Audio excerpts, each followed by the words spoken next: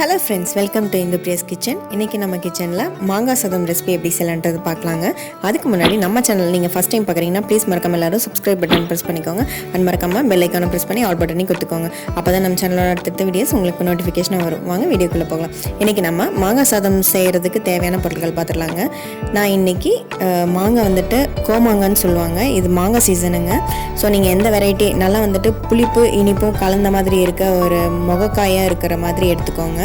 அதனால் பீல் பண்ணிவிட்டு நல்லா நம்ம இந்த கிரேட்டரில் பார்த்திங்கன்னா துருவி வச்சுக்கோங்க. நம்ம இந்த பீட்ரூட்டெல்லாம் துருவோம் இல்லைங்களா, அந்த இதில் வந்துட்டு துருவி எடுத்து வச்சுக்கோங்க. நான் ஒரு கப் அளவுக்கு வந்துட்டு துருவி எடுத்து வச்சுருக்கேன்.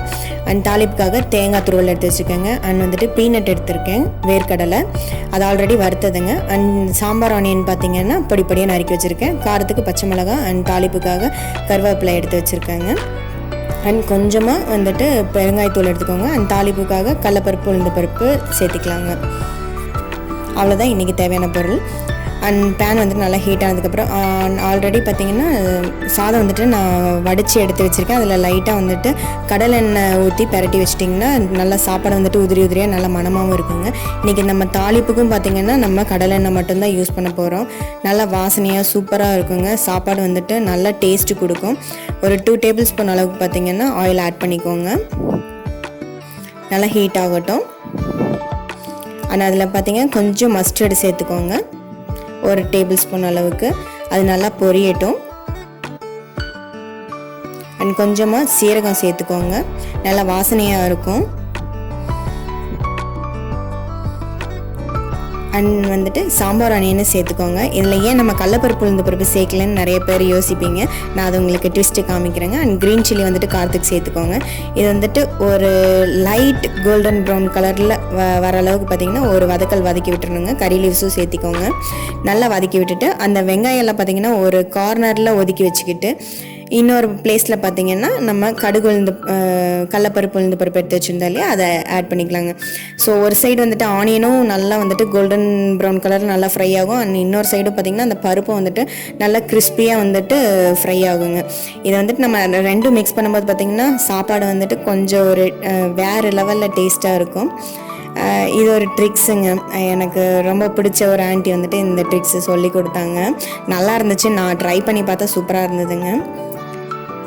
அண்ட் பாருங்கள், ஒரு ஃபியூ மினிட்ஸில் பார்த்திங்கன்னா ரெண்டும் ஈவனாக வந்துட்டு கோல்டன் ப்ரௌன். ஏன்னா நம்ம முதலே கடலைப்பருப்பு உளுந்து பருப்பு சேர்ந்துட்டோன்னா ரொம்ப ஒரு மாதிரி ரொம்ப கோல்டன் ப்ரௌன் கலரில் மாறிட்டு டேஸ்ட்டே வந்துட்டு ஒரு மாதிரி இருக்குங்க.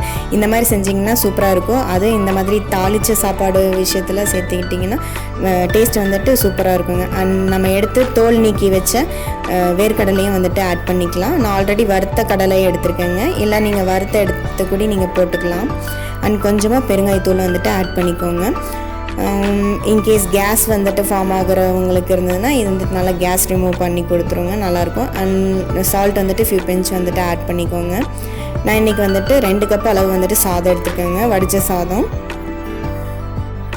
அண்ட் மஞ்சள் தூள் வந்துட்டு ஒரு டேபிள் ஸ்பூன் அளவுக்கு ஆட் பண்ணிக்கோங்க.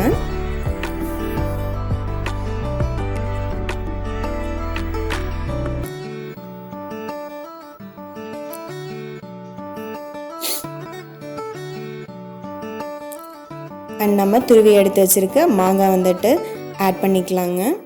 நான் இன்றைக்கி முகக்காயாக எடுத்துருக்கங்காட்டி பார்த்திங்கன்னா ஒரு புளிப்பு இனிப்பு ரெண்டும் கலந்த டேஸ்ட்டாக இருக்கும். இந்த மாதிரி மாங்காய் வந்துட்டு ஆட் பண்ணிட்டிங்கன்னா மாங்காய் சாதத்துக்கு வந்துட்டு ரொம்ப டேஸ்ட்டு சூப்பராக இருக்குங்க. ரொம்ப வந்துட்டு பச்சை காயாக சேர்த்துட்டிங்கனாலும் நல்லா இருக்காது, பழுத்ததும் சேர்த்துனிங்கனாலும் நல்லா இருக்காது.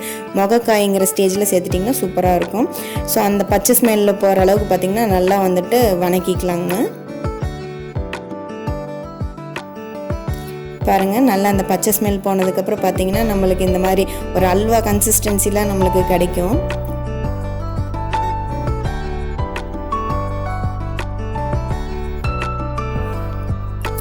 இந்த டைமில் பார்த்திங்கன்னா நம்ம ஆல்ரெடி வடித்து எடுத்து வச்சுருந்த அதுவும் கடலை எண்ணெய் கூட பரட்டி வச்சுருந்த 2 கப் அளவுக்கு ஒயிட் ரைஸ் வந்துட்டு ஆட் பண்ணிடலாங்க. அது நல்லா பார்த்திங்கன்னா நல்லா பெரட்டி விட்டுக்கோங்க.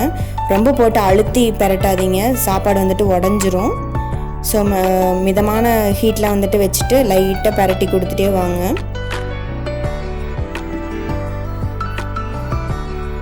நம்ம ஆஸ் யூஷுவல் வந்துட்டு லெமன் ரைஸ் அண்ட் புளி சாதம் இந்த மாதிரியெல்லாம் சாப்பிட்றவங்களுக்கு இது வந்துட்டு கொஞ்சம் ஒரு டிஃப்ரெண்ட்டான இதாக இருக்குங்க. அதுவும் இல்லாமல் இது சீசன் டைம் வேறு. இன்கேஸ் நீங்கள் ஆஃபீஸ்க்கு லஞ்ச் பாக்ஸுக்கு கூடி கொடுத்துடலாம். அந்த மாதிரி ஆஃபீஸ்க்கு வந்துட்டு ஆஃப்டர்நூன் சாப்பிட்றவங்களுக்கு கொடுக்குற மாதிரி இருந்தால் இந்த தேங்காய் போடுறது வந்துட்டு ஸ்கிப் பண்ணிக்கோங்க. இல்லை ஃப்ரெஷ்ஷாக நீங்கள் அப்போவே செஞ்சு சாப்பிட்றீங்கன்னா ஆட் பண்ணிட்டிங்கன்னா சூப்பராக இருக்குங்க. அண்ட் சால்ட் எதுவும் பத்தலைன்னா இந்த டைமில் நீங்கள் வந்துட்டு டேஸ்ட் பண்ணி பார்த்துட்டு ஆட் பண்ணிக்கலாம், ஒன்றும் பிரச்சனை இல்லை. அண்ட் ஃபைனலாக நம்மளோட சிம்பிளான மாங்காய் சாதம் அது குயிக்கான டைமில் வந்துட்டு ரெடி ஆயிடுச்சுங்க. ரொம்ப டேஸ்ட்டாக இருந்துச்சு. அண்ட் இது கூட வந்துட்டு ஆனியன் ரைத்தா இல்லைன்னா வந்துட்டு சிம்பிளாக ஒரு ஊறுகாய் கூடி வச்சு நீங்கள் சர்வ் பண்ணிக்கலாங்க. குயிக்கான டைமில் வந்துட்டு ஒரு வெரைட்டியான ரைஸ் நம்ம ரெடி பண்ணிட்டோம். மறக்காமல் இதை செஞ்சு பாருங்கள். இந்த வீடியோ உங்களுக்கு ரொம்ப பிடிச்சுன்னா லைக் பண்ணுங்கள், ஷேர் பண்ணுங்கள். அண்ட் மறக்காமல் உங்கள் ஃபீட்பேக் வந்துட்டு கமெண்ட்டில் சொல்லுங்கள். தேங்க்ஸ் ஃபார் வாட்சிங்.